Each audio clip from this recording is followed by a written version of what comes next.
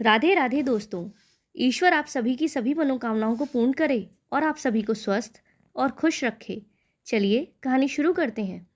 हमारी आज की कहानी का शीर्षक है जीवन सिर्फ एक बार मिलता है। मैं स्कूल में टीचर हूँ।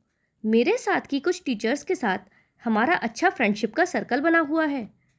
हम आपस में मस्ती भी करते हैं, घूमते फिरते हैं और एक दूसरे के सुख दुख में एक दूसरे के घर भी जाते हैं। आज मैं आपको अपने जीवन की 3 साल पुरानी घटना सुनाने जा रही हूँ।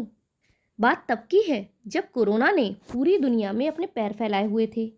तब मेरे साथ की एक टीचर, जो कि उस समय लगभग 45 साल की थीं, उन्हें कोरोना हो गया और कुछ दिन बीमार रहने के बाद वह चल बसीं। उन दिनों ऑनलाइन क्लास चलती थी, कोई स्कूल तो जाता ही नहीं था। तो उनकी मृत्यु के बाद ग्रुप में हमें एक शोक संदेश प्राप्त हुआ कि बड़े ही दुख की बात है कि मिसेस आर्या कोरोना बीमारी से ग्रस्त होने के कारण अब हमारे बीच नहीं रहीं। उनके बारे में यह जानकर हम सभी टीचर्स को बहुत दुख हुआ, लेकिन हम कर भी क्या सकते थे। वह समय ऐसा था कि हम उनके घर भी नहीं जा सकते थे। 2 महीने बाद मैंने उनके पति को फ़ोन किया। ऐसे ही मुझे लगा कि वह बहुत परेशान होंगे, क्योंकि उनका ट्रैवल वाला जॉब था और वह तो घर में कुछ काम भी नहीं करते थे।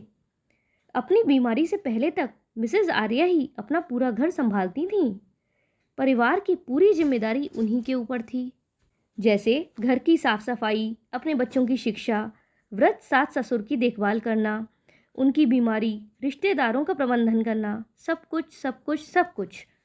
वह कहती रहती थीं, मेरे घर को मेरे समय की ज़रूरत है। मेरे पति चाय कॉफ़ी भी नहीं बना पाते। मेरे परिवार को मुझसे हर चीज़ की ज़रूरत है, लेकिन कोई भी मेरे द्वारा किए गए प्रयासों की परवाह नहीं करता है और न ही मेरी सराहना करता है। सब मेरी मेहनत को नॉर्मल मानकर चलते हैं।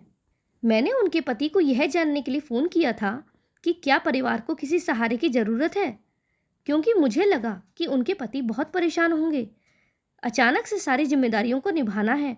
उम्र बढ़ने के साथ साथ माता पिता, बच्चे, अपनी नौकरी, इस पर अकेलापन कैसे होंगे बेचारे।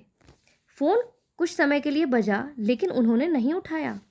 1 घंटे के बाद उन्होंने वापस कॉल किया और फिर मुझसे माफ़ी मांगी कि वह मेरे कॉल का जवाब नहीं दे पाए, क्योंकि वह उस समय क्लब में थे।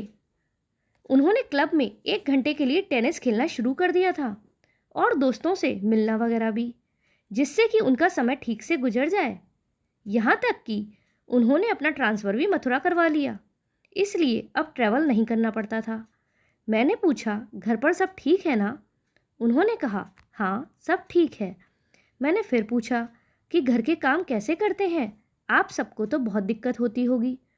उन्होंने कहा, अरे नहीं नहीं, अब तो सब एडजस्ट हो गया है। फिर उन्होंने जवाब दिया, एक रसोइया रख लिया है। थोड़ा और पेमेंट किया तो वह किराने का सामान और सब्जी फल वगैरह भी ले आता है। उन्होंने अपने बूढ़े माता पिता के लिए फुल टाइम केयर टेकर रख ली थी। फिर मैंने पूछा कि बच्चे कैसे हैं? वे बोले, बच्चे भी ठीक हैं। जीवन धीरे धीरे सामान्य स्थिति में लौट रहा है। अब मैं मुश्किल से 1-2 वाक्य ही और बोल पाई और हमारी बात पूरी हो गई। उनकी बात सुनकर मेरी आंखों में आंसू आ गए। आज अपने स्कूल की वह टीचर, वह मेरी सहेली मेरे ख्यालों में आ रही थी। उन्होंने अपनी सास की छोटी सी बीमारी के लिए हमारे स्कूल के पुनर्मिलन को छोड़ दिया था। वो अपनी भतीजी की शादी में नहीं गई, क्योंकि उनको अपने घर में मरम्मत के काम की देखरेख करनी थी। वह कई मज़ेदार पार्टियों और फिल्मों से चूक गई थी, क्योंकि उनके बच्चों की परीक्षा थी और उन्हें खाना बनाना था। उन्हें अपने पति की ज़रूरतों का ख्याल भी रखना था। उन्हें हमेशा कुछ प्रशंसा और कुछ पहचान की तलाश थी, जो उन्हें कभी नहीं मिली। आज मुझे उनसे यह कहने का मन हो रहा है कि यहाँ कोई भी ज़रूरी नहीं है। किसी के न होने से किसी की ज़िंदगी में कोई फ़र्क नहीं पड़ता। कुछ समय तक लोग दुखी होते हैं, लेकिन एक समय बाद कोई भी याद नहीं किया जाएगा। ये सिर्फ हमारे दिमाग का भ्रम है कि हमारे बिना हमारा परिवार नहीं चल पाएगा, और इसीलिए हम दूसरों को खुद से पहले रखते हैं। लेकिन सच बात तो ये है कि दूसरों को महत्व देते देते हम अपनी वैल्यू इतनी घटा लेते हैं कि हमारे बाद परिवार वालों को हमारी ज़रूरत ही महसूस नहीं होती। क्योंकि जब हमने अपनी कदर खुद नहीं की, तो कोई दूसरा हमारी कदर क्यों करेगा? इसका सीधा सीधा एग्जाम्पल मेरे अध्यापिका मित्र के घर में मौजूद है। उनके मरने के बाद उन्होंने 2 और नौकरानियां रख लीं और घर ठीक से चल रहा था। इसीलिए मन का यह वहम हटा दो कि मैं जरूरी हूँ और मेरे बिना घर नहीं चलेगा। अतः सबसे महत्वपूर्ण बात यह है कि अपने आप के लिए समय निकालें, अपने दोस्तों के साथ संपर्क में रहें, बात करें, हंसें और आनंद लें, अपने शौक को पूरा करें, अपने जुनून को जिएं, अपनी जिंदगी को जिएं। ये सच है कि जब तक जीवन है तब तक हर किसी को आपकी ज़रूरत है, लेकिन आपको भी अपनी देखभाल और प्यार की ज़रूरत है। हम सभी के पास जीने के लिए केवल एक ही जीवन है, इसीलिए उसे केवल दूसरों पर व्यर्थ ना करें। दूसरों का भी ध्यान रखें, लेकिन अपने आप को भी नज़रअंदाज ना करें, क्योंकि ये जीवन सिर्फ एक ही बार मिलता है।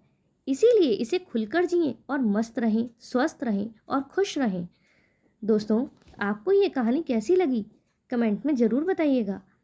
अगर पसंद आई हो तो वीडियो को लाइक करें और चैनल पर नए हो तो चैनल को सब्सक्राइब करें। हमारे साथ अंत तक बने रहने के लिए धन्यवाद। जय श्री राधे।